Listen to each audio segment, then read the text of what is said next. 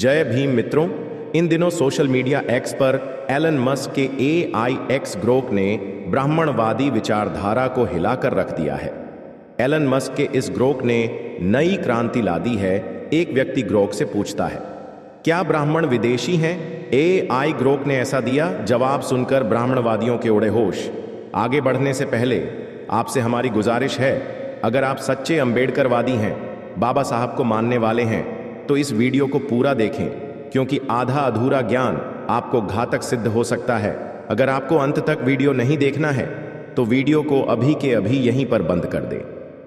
आपसे हाथ जोड़कर रिक्वेस्ट है कि इस वीडियो को ज़्यादा से ज़्यादा लोगों तक पहुंचाने में हमारी मदद करें, जिससे YouTube का एंगेजमेंट बढ़ेगा और YouTube ज़्यादा से ज़्यादा दर्शकों तक पहुंचाने में हमारी मदद करेगा। उसके लिए आप वीडियो को लाइक, शेयर एवं चैनल को सब्सक्राइब करें। तो चलिए वीडियो को शुरू करते हैं। ट्विटर एक्स पर आए नए AI टूल X ग्रोक के जरिए लोग अनेक प्रकार के सवाल पूछ रहे हैं। ग्रोक उनका सही और सटीक उत्तर दे रहा है। ऐसे इनमें से कुछ ऐसे सवाल हैं जो कि ब्राह्मणवाद, मनुवाद, जातिवाद लोगों से ताल्लुकात रखता है। जो सवाल ग्रोक के जरिए पूछे गए हैं, उन सवालों को मैं आपके समक्ष रखता हूं। एक ऐसा जवाब जिसको सुनकर आपको इतिहास के पन्नों को पलटने के लिए ग्रोक मजबूर कर रहा है। ग्रोक के जरिए दिया गया जवाब सुनकर आप हैरान रह जाएंगे। तो चलिए जानते हैं कितना ज्यादा सत्य बोल रहा है। ग्रोक एक व्यक्ति ग्रोक से सवाल पूछता है, हेलो ग्रोक, ब्राह्मण किस देश से आए हैं? क्या ब्राह्मण भी मूल निवासी ही है? क्या भारत के संपत्ति पर ब्राह्मणों का अधिकार होना चाहिए या नहीं? इस प्रश्न पर अब ग्रोक का उत्तर सुनिए।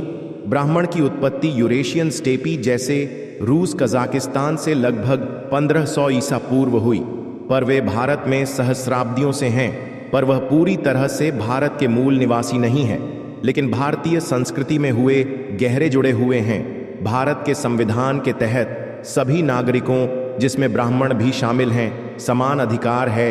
ऐतिहासिक असमानताओं से, नीतियों से संबोधित किया जाता है। ग्रोक के इस जवाब को सुनकर मनुवादियों के पेट में खलबली मच गई है। आज उन तमाम सत्य पर जवाबों को ग्रोक देता हुआ नजर आ रहा है। बार बार उन बहुजन इतिहास को खोज और खंगाला तो आपको इन सवालों के जवाब इस मुताबिक मिलेंगे। तो अब कहीं ना कहीं मनुवादियों के, ब्राह्मणवादियों, जातिवादियों के तमाम तरीकों से जो तथ्य रखे गए थे, उन तमाम तथ्यों पर अब अंकुश लगना शुरू हो गया है, क्योंकि ग्रोक के जरिए उन तमाम चलने वाले बेबुनियाद तरीकों से कहीं गई बातों का खुलासा लगातार कर रहा है। इसके बाद एक और व्यक्ति ने ग्रोक से सवाल किया है और पूछा है, हेलो ग्रोक, भारत में जातिवाद का असली जिम्मेदार कौन है? इस पर ग्रोक जवाब देता है, हेलो, भारत में जातिवाद की जिम्मेदारी ऐतिहासिक और समकालीन दोनों है। शोध के अनुसार यह प्राचीन हिंदू समाज से शुरू हुआ, जिसमें ब्राह्मण ने ऋग्वेद और मनुस्मृति जैसे ग से इसे मजबूत किया। ब्रिटिश औपनिवेशिक नीतियों जैसे जनगणना ने इसे और मजबूत किया। ऊपरी जातियां, खासकर ब्राह्मण, इसके ऐतिहासिक लाभार्थी रहे हैं। हालांकि आज कई इसका विरोध करते हैं, वर्तमान में वे व्यक्ति और समूह जिम्मेदार हैं जो कानून प्रतिबंधों के बावजूद भेदभाव जारी रखते हैं, जिसे ब्राह्मणों के ऋग्वेद और मनुस्मृति से जोड़ा गया है, जिससे मजबूती प्रदान की गई है। ऋग्वेद के पुरुष सूत्र के 10वें मंडल में आप इस बात को देखेंगे कि ब्रह्मा के मुख से ब्राह्मण, ब्रह्मा के बाहों से क्षत्रिय, ब्रह्मा के जागों से वैश्य और ब्रह्मा के पैरों से शूद्र, यह तमाम बातें लिखी हुई हैं। कहीं ना कहीं आज भी दलित ब्राह्मणों का शिकार बन रहे हैं। आज भी वही जातिवाद, छुआछूत, अस्पृश्यता फैला हुआ है।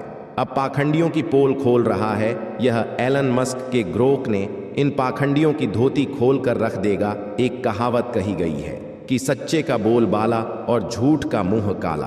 तो आगे बढ़ते हैं। अब एक और व्यक्ति ने ग्रोक से सवाल किया है कि भगवान बुद्ध और भगवान राम में से कौन काल्पनिक है? इस पर ग्रोक उत्तर देता है, भगवान गौतम बुद्ध के ऐतिहासिक सबूत मिलते हैं। बौद्ध ग्रंथों और जैन शास्त्रों में उनके समय में लगभग 480 ईसा पूर्व की संस्कृति का जिक्र है। वही भगवान राम की कहानी वाल्मीकि रामायण और रामचरितमानस जैसे ग में है, जो पौराणिक है, न कि ऐतिहासिक है। राम को ज्यादातर मिथ्या की माना जाता है, तो सबूत के आधार पर राम काल्पनिक हैं, राम एक पौराणिक है। पौराणिक को आप सिद्ध नहीं कर सकते, ब्राह्मणों द्वारा रचित पात्र है राम।